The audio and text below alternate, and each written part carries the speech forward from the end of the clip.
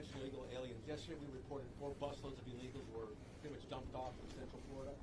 You're going after the actual transport companies like American Airlines, but what about the hotels that are harboring these illegal immigrants? So first of all, we saw the video yesterday. I've had meetings. I discussed it last night. We had a meeting today in my office where we're getting the details. We've got a lot of assets that are involved in first identifying, what exactly is going on there, and then trying to figure out who's involved. What's pending before the legislature is going to be, I think, anybody who's involved in furthering an illegal migration, can be held accountable. So yes, the bus company that brings them in, if they're bringing them from the southern border here illegally, and I will say, some people say that they're H-2A workers. We'll see if that's true. Obviously, the penalties wouldn't attach if you're bringing people that are lawfully present. But that would be the transport companies.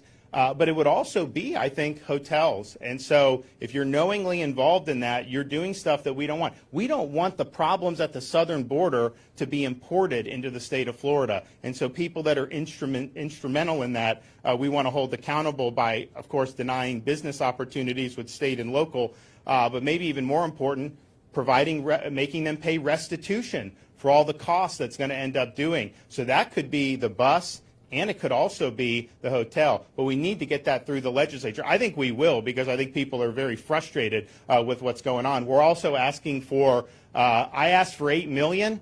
We're actually going to go and ask for more to be able to redirect some of these folks to sanctuary jurisdictions. I mean, that's just the bottom line. We're not going to let Biden's recklessness at the border impose costs on the state of Florida. And so we're going to have that, and we think we're going to get that through as well. So hopefully we get in middle of March, sign some legislation, sign the budget, then all of a sudden those penalties will be able to attach. And I think the goal of it all is, if you have the penalties, or not, they're not penalties, it's restitution, because they're providing what it's going to cost us to do it. It's a fair thing to say. Governor Childs in the 90s, he sent the federal government a bill because they were dumping people illegally into Florida. And I think that's kind of the model that we're following here. So it's restitution to say, hey, here's what you owe by what you're doing.